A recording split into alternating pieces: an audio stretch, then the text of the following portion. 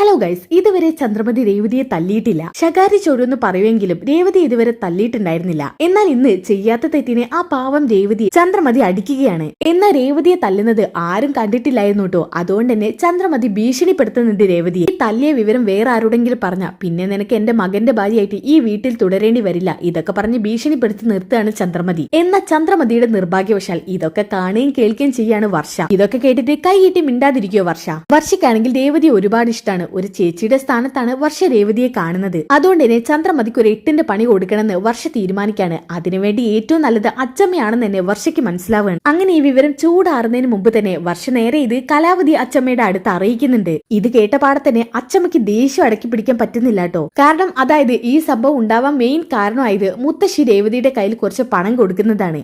എന്നാൽ ശ്രുതിയുടെ ഡ്രസ്സ് അലക്കാൻ എടുക്കാൻ വേണ്ടി മുറിയിലോട്ട് പോയ രേവതിയുടെ കയ്യിൽ ആ പണം കണ്ടിട്ട് ചന്ദ്രമതി തെറ്റിദ്ധരിക്കുകയാണ്. അവരുടെ പണം മുറിയിൽ നിന്ന് എടുത്തതാണെന്നും പറഞ്ഞ് ചന്ദ്രമതി രേവതിയെ ശകാരിക്കുന്നുണ്ട്.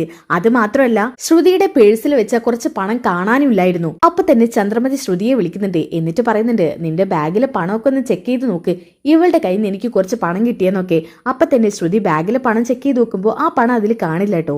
എന്നാൽ ഈ പണം എടുത്തോണ്ട് പോയത് ശ്രുതി ആയിരിക്കും. ഈ വിവരം ഒന്നും അറിയാതെ രേവതിയും ശ്രുതി കുറ്റപ്പെടുത്തുന്നുണ്ട്. അങ്ങനെ ഓരോന്ന് പറഞ്ഞ് വഴക്കാവുമ്പോഴാണ് രേവതിയുടെ മുഖം നോക്കി ചന്ദ്രമതി ഒരെണ്ണം പൊട്ടിക്കുന്നത്. ഓക്കെ, എന്തായാലും നമുക്ക് ആ ഒരു എപ്പിസോഡിലോട്ട് കടക്കാം. ഈ എപ്പിസോഡിന്റെ ആദ്യത്തെ തന്നെ കാണിക്കുന്നത് രേവതി രാവിലെ തന്നെ അടുക്കളയിൽ നല്ല തകർപ്പൻ പണിയിലാണ് കേട്ടോ. ആ സമയത്താണ് അങ്ങോട്ട് അച്ചമ്മ വരുന്നത്. മോളെ രേവതി, ആഹാ, അച്ചമ്മ ഇത്രയും നേരത്തെ എഴുന്നേറ്റോ? മോളെന്താ ഈ കൊച്ചു വെളുപ്പംകാലത്ത് തന്നെ അടുക്കളയിൽ കയറി പണിയെടുക്കുന്നത്? കിടക്കുമ്പോ തന്നെ ഒരുപാട് സമയം വൈകിയതല്ലേ മോളെ? ഇവിടെ ഞാൻ എന്നും ഇങ്ങനെ തന്നെയാ അച്ചമ്മേ.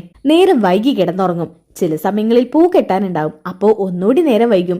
ഇടയ്ക്കൊക്കെ ഞാൻ 2-3 മണിക്കൂറൊക്കെ ഉറങ്ങാറുള്ളൂ. അയ്യോ മോളെ, അങ്ങനെ ഉറങ്ങാതിരിക്കുന്നത് ശരിയല്ല. അത് ആരോഗ്യത്തിന് നല്ലതല്ല. അല്ലേന് മോളെന്തിനാ ഇത്രയും നേരത്തെ എഴുന്നേറ്റ് ഈ പണികളൊക്കെ ചെയ്യുന്നത്? മോൾ ഒരു 6 മണിക്കൊക്കെ എഴുന്നേറ്റാ മതി. എല്ലാരും കൂടി സഹകരിക്കുമ്പോ സമയത്തിന് ഭക്ഷണം ആവല്ലോ. അതുപിന്നെ അച്ഛമ്മേ, എനിക്ക് രാവിലെ തന്നെ മാർക്കറ്റിൽ പൂവെടുക്കാൻ പോണം. ഇല്ലെങ്കിൽ പിന്നെ നല്ല പൂക്കളൊന്നും കിട്ടില്ല. അപ്പൊ മോളെ എപ്പോഴാണ് എഴുന്നേൽക്കുന്നത്?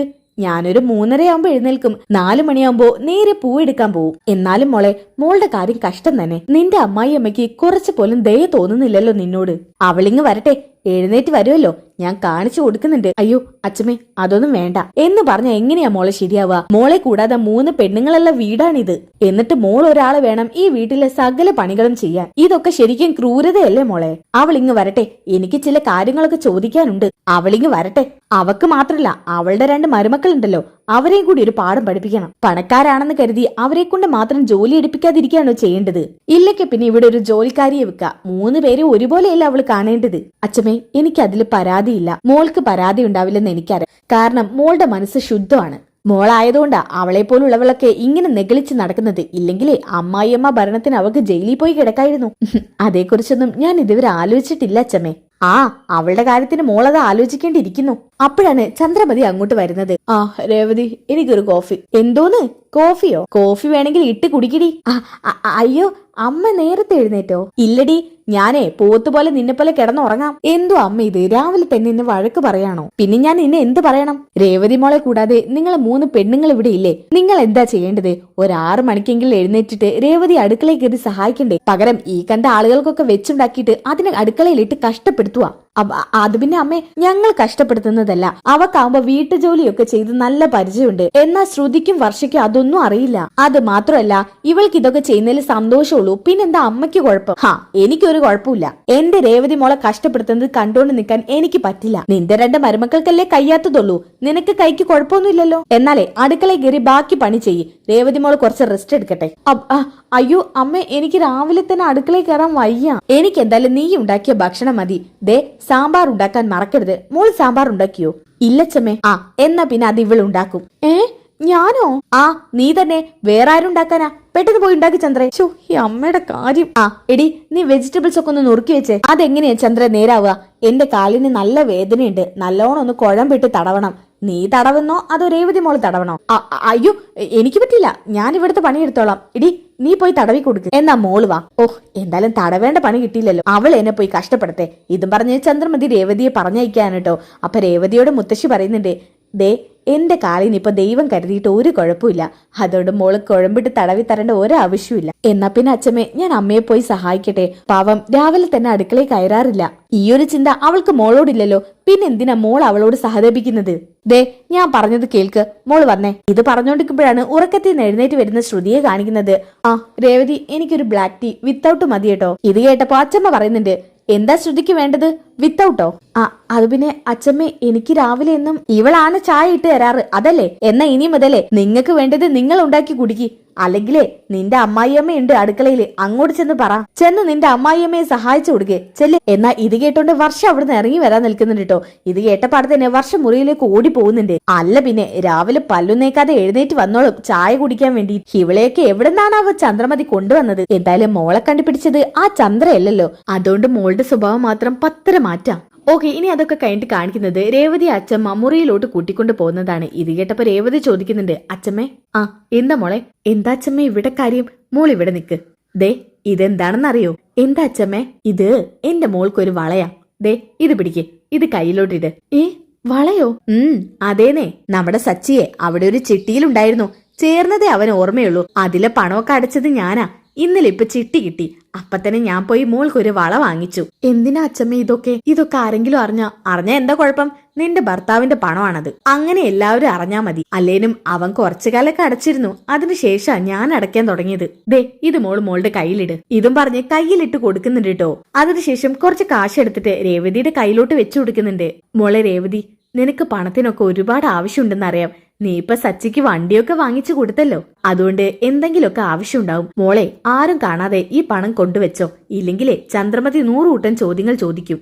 അച്ഛമ്മ, ഈ പണത്തിന്റെ ഒന്നും ആവശ്യമില്ല.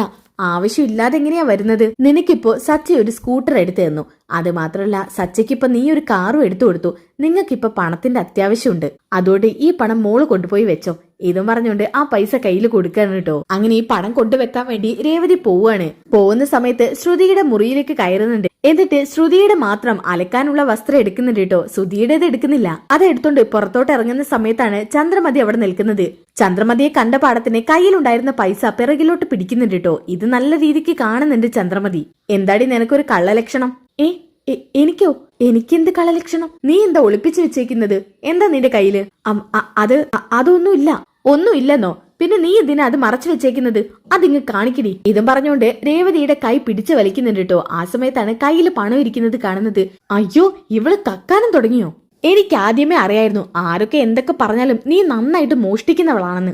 അവരുടെ മുറിയിൽ നിന്ന് പണം എടുത്തോണ്ട് അവരുടെ വസ്ത്രത്തിനുള്ളിൽ ചുരുട്ടി വെച്ചോണ്ട് പുറത്തോട്ട് ഇറങ്ങുകയാണല്ലേ? അല്ലെങ്കിൽ നീ ശ്രുതിയുടെ വസ്ത്രം ഒന്നും അലക്കാത്തതാണല്ലോ. ഞാൻ ശ്രുതിയുടെ വസ്ത്രം അലക്കാറുണ്ട്, പക്ഷെ ശ്രുതിയുടെ ഭർത്താവിന്റെ വസ്ത്രം അലക്കാറില്ല. പിന്നെ നിനക്ക് ഈ പണം എവിടുന്ന് കിട്ടിയടി? ഇത് എന്റെ പണമാ. ഓ, നിന്റെ കയ്യിൽ മാനത്തീന്ന് പൊട്ടി മൊളിച്ചതാ ഇത്രയും പണം. അതിങ്ങ് താടി. ഇതും പറഞ്ഞ് ആ പണം ചന്ദ്രമതി വാങ്ങിക്കാണ് കേട്ടോ. ശ്രുതി മോളെ ശ്രുതി. ആ എന്താ അമ്മേ? ആ ദേ, ഞാനൊരു കള്ളിയെ പിടികൂടിയിട്ടുണ്ട്. നിന്റെ പേഴ്സിലെ പണം എങ്ങാനും കാണാതായെന്ന് നോക്ക്. ഇവളുടെ കയ്യിലെ കുറച്ച് പണം ഇരിക്കുന്നു. നിന്റെ മുറിയിൽ നിന്ന് ഇറങ്ങി വരുമ്പോ കുറച്ച് വസ്ത്രവും പണവും ഉണ്ടായിരുന്നു കയ്യില്. വസ്ത്രം അലക്കാനാണെന്ന് പറഞ്ഞാ കയറിയത്. എന്താ, പണം എടുത്തോ രേവതി? നീ സാധാരണ എന്റെ വസ്ത്രം ഒന്നും മുറി കയറി എടുക്കാത്തതാണല്ലോ. നേരെ ഒരുപാടായി, അലക്കുന്ന സമയം കഴിഞ്ഞു. എന്നിട്ടും വസ്ത്രം ഒന്നും അവിടെ കൊണ്ടിട്ടില്ലല്ലോ ശ്രുതി, അതുകൊണ്ടാ വസ്ത്രം എടുത്തത്. എന്തായാലും നീ എന്തിനാ മോഷ്ടിച്ചത്? ഞാൻ ആരുടെയും പണം മോഷ്ടിച്ചില്ല, ഇത് എന്റെ പണമാ. ദേ രേവതി, നീ ചുമ്മാ കള്ളം പറയരുത്. നിന്റെ കയ്യിൽ എവിടുന്ന ഇത്രയും പണം പെട്ടെന്ന്? അമ്മേ, അത് എത്ര പണം കാണും? നോക്കട്ടെ, ഒന്ന് എണ്ണി നോക്കട്ടെ. ഇതും പറഞ്ഞുകൊണ്ട് ആ പണം എണ്ണുന്നുണ്ട് കേട്ടോ. അയ്യോ, ഇതൊരു 10,000 രൂപ കാണും മോളെ. അപ്പൊ പിന്നെ എന്റെ പേഴ്സിൽ നിന്ന് എടുത്തത് തന്നെ. ഇതും പറഞ്ഞുകൊണ്ട് ശ്രുതി ആണെങ്കിൽ പേഴ്സ് മുഴുവൻ തപ്പുന്നുണ്ട് കേട്ടോ. ആ സമയത്ത് അതിൽ വെച്ച് പണം കാണാനില്ല. ഞാനിതില് ഒരു 20,000 രൂപ വെച്ചതാ. രേവതി, നീ മോഷണം തുടങ്ങിയല്ലേ? ബാക്കി 10 എവിടെ വെച്ചത്? പെട്ടെന്ന് പറ, ഇല്ലെങ്കിൽ ഞാൻ നിന്നെ പോലീസിൽ ഏൽപ്പിക്കും. എന്റെ ശ്രുതി, ഞാൻ നിന്റെ പണമൊന്നും എടുത്തിട്ടില്ല. ഇത് എന്റെ പണമാ. നീ എടുത്തിട്ടില്ലെങ്കിൽ പിന്നെ എന്റെ ബാഗിലിരുന്ന പണം എവിടെ പോയി? പറ. എനിക്കറിയില്ല ശ്രുതി, നിന്റെ ബാഗിലിരുന്ന പണമൊന്നും എടുക്കാൻ ഞാൻ വന്നിട്ടില്ല. നിങ്ങളുടെ മുഷിഞ്ഞ വസ്ത്രങ്ങൾ എടുക്കാനാ വന്നത്. അന്നേരം എന്റെ കയ്യിൽ എന്റെ കാശുണ്ടായിരുന്നു. ഓ പിന്നെ വിശ്വസിച്ച് നിനക്ക് പൂവിറ്റത്തോണ്ടേ പെട്ടെന്ന് ഇത്രയും പണം കിട്ടുമല്ലേ? നീ ആരോടാടി സംസാരിക്കുന്നത്? ശ്രുതി, സത്യമായിട്ട് ഞാൻ നിന്റെ പണം എടുത്തിട്ടില്ല. രേവതി, എനിക്ക് നിന്നോട് തർക്കിക്കാൻ വയ്യ. ബാക്കി എന്റെ 10,000 രൂപ പെട്ടെന്ന് താ. ആ സമയത്താണ് ശ്രുതിയുടെ വിളി വരുന്നത് കേട്ടോ. ആന്റി, ശ്രുതി വിളിക്കുന്നുണ്ട്, ഞാനൊന്ന് അറ്റൻഡ് ചെയ്യട്ടെ. ഇതും പറഞ്ഞുകൊണ്ട് അവിടുന്ന് മാറി നിൽക്കുന്നുണ്ട് ശ്രുതി. ഹലോ ശ്രുതി. ശ്രുതി, നീ ഉറങ്ങുമായിരുന്നു. നമ്മുടെ കടയുടെ മുന്നിൽ ബോർഡ് വെക്കണ്ടേ? അതിനുള്ള പണം എടുത്തോണ്ട് ഞാൻ ഇങ്ങോട്ട് പോന്നിട്ടുണ്ട്. നിന്റെ ബാഗിലിരുന്ന് 20,000 ഞാൻ എടുത്തിട്ടുണ്ടെന്ന് പറയാനാ വിളിച്ചത്. ആ 20,000 ശ്രുതിയാണോ എടുത്തത്? അതെ. എന്തേ? ഏയ് ഒന്നുമില്ല. എന്നാ ശരി ശ്രുതി. ഇതും പറഞ്ഞുകൊണ്ട് ഫോൺ കട്ട് ചെയ്യുന്നുണ്ട് കേട്ടോ. ഷോ, രേവതിയോട് ഇതിന്റെ പേരിൽ മോശമായിട്ട് സംസാരിച്ചു. ഇനി ഇപ്പൊ അതും പറഞ്ഞ് അങ്ങോട്ട് ചെന്ന് കഴിഞ്ഞാൽ അവരെ എന്റെ തലയിലോട്ട് കയറാൻ വരും. തൽക്കാലം അത് വേണ്ട. അവൾക്ക് കിട്ടിയ ചീത്തപ്പേരെ അതുപോലെ തന്നെ നിൽക്കട്ടെ. ഇതും പറഞ്ഞുകൊണ്ട് ശ്രുതി അങ്ങോട്ട് ചെല്ലുന്നുണ്ട്. ആന്റി, മോളെ എന്തിനാ ശ്രുതി വിളിച്ചത്? അത് പിന്നെ നമ്മുടെ കടയുടെ ഫ്ലെക്സ് അടിക്കുന്നുണ്ട്. അമ്മയുടെ പേരാണല്ലോ ഫ്ലെക്സിനുള്ളത്. അത് നല്ല വൃത്തിക്ക് തന്നെ ചെയ്യണമെന്ന് ശ്രുതി പറഞ്ഞിട്ടുണ്ട്. അതുകൊണ്ട് എന്നോട് എത്രയും പെട്ടെന്ന് ശ്രുതി കടയിലോട്ട് ചെല്ലാൻ പറഞ്ഞു. ഓ അങ്ങനെ. എന്നാ പിന്നെ ഞാൻ എത്രയും പെട്ടെന്ന് അങ്ങോട്ട് പോട്ടെ. ശരി മോളെ. അല്ല, ഇവളുടെ കയ്യിൽ മോളുടെ പണമില്ലേ? അത് തിരികെ വാങ്ങിക്കേ. ഓ, അത് വിടമ്മേ. പണമില്ലാത്തവര് ചിലപ്പം കണ്ടെത്തുന്ന മാർഗ ഇതുപോലുള്ള മോഷണങ്ങളൊക്കെ. അതൊക്കെ മൈൻഡ് ചെയ്യാൻ നിന്നാലേ സമയം കിട്ടില്ല. പോട്ടെ, 20,000 രൂപയല്ലേ, അതെന്താന്ന് വെച്ച ചെയ്യട്ടെ. രേവതി, ഇങ്ങനെ മോഷ്ടിക്കുന്നത് നല്ലതൊന്നുമല്ല. എന്തൊക്കെയാ ശ്രുതി നീ പറയുന്നത്? ഞാൻ നിന്റേതായിട്ടുള്ള ഒന്നും മോഷ്ടിച്ചിട്ടില്ല. നിന്റെ അലക്കാനുള്ള വസ്ത്രം എടുക്കാൻ വേണ്ടി മുറി കയറിയെന്നുള്ളത് സത്യ. പക്ഷെ നിന്റെ പണമൊന്നും ഞാൻ എടുത്തിട്ടില്ല. നീ എടുക്കാതെ പിന്നെ എന്റെ പേഴ്സിലിരുന്ന പണം പിന്നെ ആവിയായി പോവുമായിരുന്നോ? അതൊന്നും എനിക്ക് അറിയില്ല ശ്രുതി. ഞാൻ എടുത്തിട്ടില്ല നിന്റെ പണം. നീ വേണമെങ്കിൽ ശ്രുതിയോട് ചോദിക്ക്. എന്ത്? നീ ശ്രുതിയെ കള്ളനാക്കുന്നു? ശ്രുതിക്ക് അങ്ങനെ മോഷ്ടിക്കേണ്ട ആവശ്യമൊന്നുമില്ല. ശ്രുതിയുടെ കയ്യിൽ ആവശ്യത്തിന് പണമുണ്ട്. ശ്രുതി എന്തായാലും ഇതുപോലെ ചോദിക്കാതെ എടുക്കത്തില്ല. ആന്റി, എനിക്ക് സമയമില്ല ഇവളോടൊന്നും സംസാരിച്ചുകൊണ്ട് നിൽക്കാൻ. എന്തായാലും ഞാൻ ഇവിടുത്തെ പുറത്തു പോവാ. ആന്റിയുടെ കണ്ണ് എപ്പോഴും നമ്മുടെ മുറിയിലോട്ട് വേണം. അത് പിന്നെ പറയണം മോളെ. ദേ, ഇവള് പണം എടുത്ത കാര്യം ഞാൻ ഇവിടെ എല്ലാവരും അറിയിക്കാൻ പോവാ. ആന്റി, അതിന്റെ ആവശ്യമൊക്കെ ഉണ്ടോ? രേവതി അറിയാതെ എടുത്തതല്ലേ, പോട്ടെ. രേവതി, എന്നെ നീ ആ പണം തിരിച്ചു തരുമൊന്നും വേണ്ട, എടുത്തോ. കുറെ നേരമായാലും ശ്രുതി നീ തുടങ്ങിയിട്ട്. അതിന് ഞാൻ നിന്റെ പണം എടുത്താലല്ലേ നിനക്ക് തിരികെ തരേണ്ടി വരിക. ഞാൻ നിന്റെ പണം എടുത്തിട്ടില്ല. ദേ, ഒരു കാര്യം ഞാൻ പറഞ്ഞേക്കാം. ഞാൻ ഒരു കള്ളിയല്ല. ആരുടെ പണവും മോഷ്ടിക്കാറുമില്ല. പിന്നെ വെറുതെ എന്നെ ഓരോന്ന് പറഞ്ഞാലുണ്ടല്ലോ. നീ എന്ത് ചെയ്യടി മോളെ, നീ പൊയ്ക്കോ. ഇവളുടെ കാര്യത്തിൽ ഞാൻ തന്നെ ഒരു തീരുമാനം എടുക്കാം. ഇതും പറഞ്ഞ് ശ്രുതി അവിടുന്ന് പറഞ്ഞു വയ്ക്കുന്നുണ്ട് കേട്ടോ. എന്ത് ചെയ്യടി നീ? അവരുടെ പണം ആരും കാണാതെ മോഷ്ടിച്ചെന്ന് പോരാ, എന്നിട്ട് ശ്രുതി മോളോട് എന്നെ ശബ്ദം ഉയർത്തി സംസാരിക്കുന്നു. ഞാൻ ആരുടെ പണം എടുത്തിട്ടില്ലെന്ന് പറഞ്ഞാൽ എടുത്തിട്ടില്ല. ഞാൻ അങ്ങനെ ആരുടെ മോഷ്ടിക്കാറുമില്ല. നീ വലിയ നല്ല പിള്ള ചമയൊന്നും വേണ്ട. എനിക്ക് നിന്നെ കുറിച്ച് ആദ്യമേ അറിയാം. അതെങ്ങനെയാ? നീ എല്ലാവരുടെ മുന്നിൽ നല്ല പിള്ള ചമഞ്ഞ് നടക്കുമല്ലേ. അതുകൊണ്ടേ നീ എല്ലാവരുടെ മുന്നിൽ പരിശുദ്ധയാണ്. അതുകൊണ്ട് ഞാൻ ആരോടും പറഞ്ഞ ഒന്നും വിശ്വസിക്കുന്നില്ല. എന്തായാലും നിന്നെ കയ്യോടെ തന്നെ എല്ലാവരുടെ മുന്നിലേക്ക് കൊണ്ടുപോകണം. ഇത് കേട്ടപ്പോ രേവതിക്ക് ആകെ വിഷമാവാൻ കേട്ടോ. രേവതി കരഞ്ഞൊക്കെ പോകുന്നുണ്ട്. എന്നിട്ട് പറയുന്നുണ്ട്, നിങ്ങൾ എന്താ എന്നോട് ഇങ്ങനെയൊക്കെ സംസാരിക്കുന്നത്? വർഷയും ശ്രുതിയെയും പോലെ ഒരു മരുമകളായി കയറി വന്നവളാ ഞാൻ. കയറി വന്ന അന്ന് മുതൽ നിങ്ങൾ പറഞ്ഞ എല്ലാ പണികളും ഞാൻ ചെയ്യാറുണ്ട്. എന്തെങ്കിലും അതിനൊരു മടുപ്പ് കാണിച്ചിട്ടുണ്ടോ? വായടിക്കടി. പിന്നെ ഞാൻ നിന്നെ എന്ത് ചെയ്യണം? അവരെ പോലെ തലയിലെടുത്തോണ്ട് വെക്കണോ? അതിന് മാത്രം നീ ഇങ്ങോട്ട് എന്തു അടി കൊണ്ടുവന്നത്? നിന്റെ തന്ത മരിച്ചതുകൊണ്ടല്ലേ നിന്നെ ഈ വീട്ടിലൊക്കെ കയറ്റേണ്ടി വന്നത്. അത് എന്റെ കഷ്ടകാലം എന്നാ ഞാൻ കരുതിയത്. അല്ലെങ്കിൽ ഒരു പണക്കാരെയും കൂടി ഈ വീട്ടിൽ വാഴേണ്ടതായിരുന്നു. അതിനെങ്ങനെയാ? എല്ലാം രവിയേട്ടനെ പറഞ്ഞാൽ മതി. നഷൂലത്തെ ഇങ്ങോട്ട് കയറ്റി പിടിച്ച് കൊണ്ടുവന്നതിന് രവിയേട്ടനെ പറയണ്ട. എല്ലാത്തിനും കാരണം നിന്റെ തന്തയടി. ദേ, എന്റെ അച്ഛനെ കുറിച്ച് എന്തെങ്കിലും പറഞ്ഞാലുണ്ടല്ലോ. മരിച്ചുപോയി എന്റെ അച്ഛനെ കുറിച്ച് നിങ്ങൾ എന്തിനാ ഇങ്ങനെയൊക്കെ പറയുന്നത്? എന്താടി? എന്താ ഞാൻ പറഞ്ഞാല്? ഇതും പറഞ്ഞുകൊണ്ട് രേവതിയുടെ മുഖം നോക്കി ഒരെണ്ണം പൊട്ടിക്കുന്നിട്ട് ചന്ദ്രമതി. എന്തിനു നിങ്ങൾ എന്നെ തല്ലിയത്? പിന്നെ ഞാൻ നിന്നെ എന്ത് ചെയ്യണടി? ഉമ്മ വെക്കണോ? ഇപ്പൊ ഞാൻ നിന്നെ തല്ലിയത് വേറൊന്നിനും അല്ല. ശ്രുതിയുടെ പേഴ്സിൽ നിന്ന് പണം അടിച്ച് മാറ്റിയതിനാ. ഇതിന് നിനക്ക് ഒരെണ്ണം തന്നാ പോരാ, നിന്റെ മറ്റേ കരണത്തും തരണം. ദേ, നിന്നെ ഞാൻ അടിച്ച വിവരം എങ്ങാൻ ആരോടെങ്കിലും പറഞ്ഞാലുണ്ടല്ലോ, പിന്നെ നീ ഇവിടെ നിൽക്കുന്ന കാര്യത്തിൽ യാതൊരു ഉറപ്പും ഉണ്ടാവില്ല. നിന്നെ ഞാൻ എന്തെങ്കിലുമൊക്കെ ചെയ്ത് ഇവിടുന്ന് പുറത്താക്കും. എന്നാ ഇതൊക്കെ നല്ല വ്യക്തമായിട്ട് വർഷ കേൾക്കുന്നുണ്ട് കേട്ടോ. എന്താ ഈ ആന്റി ഇങ്ങനെ? രേവതി ഏട്ടത്തിയോട് മാത്രം വളരെ മോശമായിട്ടാ പെരുമാറുക. പാവം, ആ പാവത്തിന് അടിക്കുകയും ചെയ്തു. രേവതി ഏട്ടത്തി ഒരിക്കലും മോഷ്ടിക്കില്ല, എനിക്ക് ഉറപ്പാ. ചിലപ്പോ ഏട്ടത്തിയുടെ കയ്യിലുള്ള പണം വേറെന്തെങ്കിലും ആയിരിക്കും. ഇവർക്ക് നല്ല 8ന്റെ പണി തന്നെ കിട്ടണം. ശ്രീകാന്തിനോട് പറഞ്ഞിട്ട് ഇവർക്ക് 8ന്റെ പണി വാങ്ങിച്ചു കൊടുക്കണം. ചിലപ്പോ ശ്രീകാന്ത് സമ്മതിക്കില്ല. ശ്രീകാന്തിന്റെ അമ്മയാണല്ലോ ഇത്. ഐഡിയ. ഇത് അച്ചമ്മയോട് തന്നെ ചെന്ന് പറയാം. അച്ചമ്മയാകുമ്പോ നല്ലൊരു നടപടി എടുക്കും. ഒട്ടും സമയം കളയണ്ട. ഇതും പറഞ്ഞുകൊണ്ട് നേരെ അച്ചമ്മയുടെ അടുത്തോട്ട് ചെല്ലാണ് വർഷ. അച്ചമ്മേ. ആഹാ, വർഷമോളെ, എന്താ പണി? എനിക്ക് പ്രത്യേകിച്ച് ഒരു പണിയുമില്ല. രേവതിയെ കണ്ടിരുന്ന മോളെ? അതേക്കുറിച്ച് പറയാനാണ് ഞാനിപ്പോ ഇങ്ങോട്ട് വന്നത്. എന്താ? അതെ, രേവതി ഏട്ടത്തെ ഒരാൾ തല്ലി. തല്ലിയെന്നോ? ആര്? സച്ചിയോ? അതിന് സച്ചിയേട്ടൻ ഇവിടെ ഉണ്ടായിട്ട് വേണ്ടേ? പിന്നെ ആര് തല്ലിയെന്നാ മോള് പറഞ്ഞത്? ഹോ, രേവതി ഏട്ടത്തിന്റെ കാര്യം പറഞ്ഞപ്പോ എന്നൊരു എടുത്തുചാട്ടം. ഇതുപോലെ ഞങ്ങളുടെ കാര്യം പറഞ്ഞാൽ ഉണ്ടാവുമോ? നീ ഒന്ന് പോടി. എന്താ കാര്യം എന്ന് വെച്ചാ പറ. അത് പിന്നെ അച്ഛമ്മേ, ഞാൻ വരുന്ന വഴിക്ക് ചില സംസാരങ്ങളൊക്കെ അവിടെ വെച്ച് കേട്ടു. എന്ത് സംസാരം? അതായത് നമ്മുടെ ഇവിടുത്തെ ആന്റി ഇല്ലേ, ആന്റിയും ശ്രുതിയേട്ടത്തിയും കൂടി നമ്മുടെ രേവതി ഏട്ടത്തി കുറ്റപ്പെടുത്തി പണം മോഷ്ടിച്ചെന്നും പറഞ്ഞ്. എന്ത്? പണം മോഷ്ടിച്ചെന്നോ? അതെ, രേവതി ഏട്ടത്തി ശ്രുതി ഏട്ടത്തിയുടെ മുറിയിൽ ഡ്രസ്സ് എടുക്കാൻ വേണ്ടി കയറിയതാ, അലക്കാനുള്ള ഡ്രസ്സ്. അതെടുത്ത് തിരിച്ചു വരുന്ന വഴിക്ക് ഏട്ടത്തിയുടെ കയ്യിൽ കുറച്ച് കാശിരിക്കുന്നുണ്ടായിരുന്നു. ഇത് കണ്ടപ്പോ ആന്റി സംശയിച്ചു. ശ്രുതി ഏട്ടത്തിയാണെങ്കിൽ ശ്രുതി ഏട്ടത്തിയുടെ പേഴ്സിൽ നിന്ന് പണം പോയെന്ന് പറഞ്ഞു. അതിന്റെ പേരിൽ ആ പാവത്തെ അവർ ഒരുപാട് കുറ്റപ്പെടുത്തി. ഇടയ്ക്ക് വെച്ച് ആന്റി ഒരു അടി കൊടുക്കുകയും ചെയ്തു. ഒരു 1.5 അടിയായിരുന്നു. എന്തൊരു ശബ്ദാന്നറിയോ? പാവ രേവതി ഏട്ടത്തി വേദനിച്ചു കാണും. എന്താ, അവളെന്റെ കുഞ്ഞിനെ തല്ലിയോ? മോള് മാറി നിൽക്ക്, എനിക്ക് അവളോട് ചോദിക്കണം. ഇതും പറഞ്ഞുകൊണ്ട് ദേഷ്യം പിടിച്ചുകൊണ്ട് അവിടുന്ന് പോവാണ് കേട്ടോ കലാവതി അമ്മ. എടി ചന്ദ്രേ, ചന്ദ്രേ എവിടെ പോയിടി നീ? ആ അമ്മേ, ഞാൻ ഇവിടെ ഉണ്ടമ്മേ. എന്തു പറ്റി? ഓ, ഇവിടെ ഉണ്ടായിരുന്നോ രാജകുമാരി? എന്താ അമ്മേ, എന്താ കാര്യം? ഈശ്വര, ഇനി അവളെങ്ങാനും ഞാൻ തല്ലിയതെങ്ങാനും പറഞ്ഞോ? എന്താടി നീ അവിടെ തന്നെ നിന്ന് കളഞ്ഞത്? ഇങ്ങോട്ട് വാ. എന്താ? ഇങ്ങോട്ട് നിക്കടി. രേവതി, മോളെ രേവതി. ആ എന്താ അച്ഛമ്മേ? മോൾ ഇങ്ങ് വന്നേ, വാ. ഈശ്വര, മോളുടെ കവളത്ത് കണ്ടോ 5 വിരല് പതിപ്പിച്ച പാട്? ഇത് എന്ത് പറ്റിയതാ മോളെ? ഇത് കള്ളം പറയാൻ വരണ്ട, എന്ത് പറ്റിയതാണെന്ന് പറ. ഓഹോ, അപ്പൊ ഇവള് നേരത്തെ തന്നെ എല്ലാ ഡീറ്റെയിൽസും കൊടുത്തു കഴിഞ്ഞു. പറയരുതെന്ന് പറഞ്ഞിട്ട് പറഞ്ഞു. നിന്റെ ജീവിതം ഇനി തുലാസിലടി. എന്ത് പറ്റിയതാ മോളെ? അത് പിന്നെ കിച്ചണിൽ നിന്ന് ഞാൻ അരിയെടുത്ത് ഡോർ അടിക്കുന്ന സമയത്ത് എന്റെ മുഖത്ത് തട്ടിയതാ. നീ കള്ളം പറയുവാണോ? 5 വിരലിന്റെ പാടാ നിന്റെ മുഖത്തുള്ളത്. നീ കലാവതിയോട് കള്ളം പറയരുത്. സത്യം പറ, നിന്നെ ആരാ തല്ലിയത്? അയ്യോ, എന്നെ ആരും തല്ലിയിട്ടില്ല അച്ഛമ്മേ. അപ്പൊ വർഷ പറയുന്നുണ്ട് കള്ളം, പച്ച കള്ളം. ഞാൻ കണ്ടതാണ് ആന്റി തല്ലുന്നത്. അയ്യോ, അപ്പൊ ഈ വർഷയായിരുന്നു സത്യങ്ങളൊക്കെ അമ്മയോട് പറഞ്ഞത്. അച്ഛമ്മേ, നല്ല ശക്തിയിലാണ് ആന്റി തല്ലിയത്. നന്നായിട്ട് വേദനിച്ചു കാണും. എടി, നീ എന്റെ കുഞ്ഞിനെ തല്ലിയോ? അത് പിന്നെ അമ്മേ, ഇവള് മോഷ്ടിച്ചു. ശ്രുതിയുടെ പേഴ്സിന്നേ 1000 2000 അല്ല, 10,000 രൂപ ഇവൾ എടുത്തേക്കുന്നത്. അയ്യോ, 10,000 ഇല്ല, 20,000 രൂപ. എന്നിട്ട് 10,000 മാത്രം കയ്യിൽ വെച്ചേക്കുവാ. ആരാടി ശ്രുതിയുടെ ബാഗിൽ 10,000 രൂപ കൊണ്ടുവച്ചത്? ശ്രുതി, ശ്രുതി. എന്താ അച്ഛമ്മേ, ഞാൻ ഇവിടെ തന്നെ ഉണ്ട്. നിന്റെ ബാഗിൽ 10,000 രൂപ ഉണ്ടായിരുന്നോ? അത് അയ്യോ, ഇവരോട് സത്യം പറഞ്ഞാലേ ശരിയാവത്തുള്ളൂ. അത് പിന്നെ അച്ഛമ്മേ, ശ്രുതി എടുത്തതായിരുന്നു. എനിക്കത് അറിയില്ലായിരുന്നു. രേവതി എങ്ങനെ മോഷ്ടിക്കുന്ന കുട്ടിയാണോ? ഒന്നും അറിയാതെ നീ രേവതി എങ്ങനെ കുറ്റപ്പെടുത്തുവാണോ?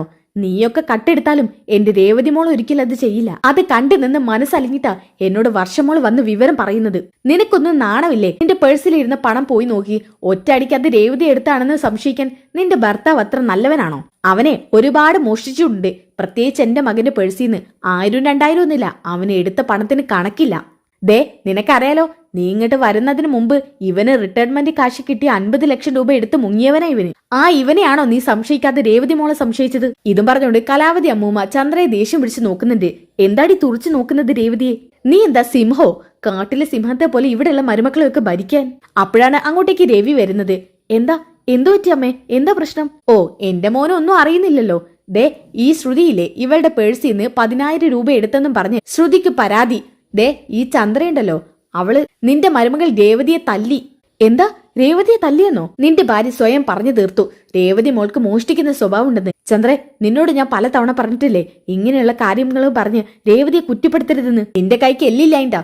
ഇല്ലെങ്കിലേ ഇവള് പറഞ്ഞ സ്പോട്ടിൽ ഇവരുടെ മുഖത്ത് നോക്കി ഒന്ന് കൊടുത്തേനെ. ഇപ്പൊ തല്ലു എന്നെ രവിയേട്ടൻ. തല്ലില്ലടി, അങ്ങനെ തല്ലാൻ ഇവന് ധൈര്യമില്ല. കാരണം നിന്നെ പോലുള്ളൊരു നശൂലല്ലേ ഇവന്റെ ഭാര്യ. അമ്മേ, ഞാനൊന്നും പറയുന്നില്ല. ഇനി ഞാനൊന്നും പറഞ്ഞിട്ട് വേണ്ട.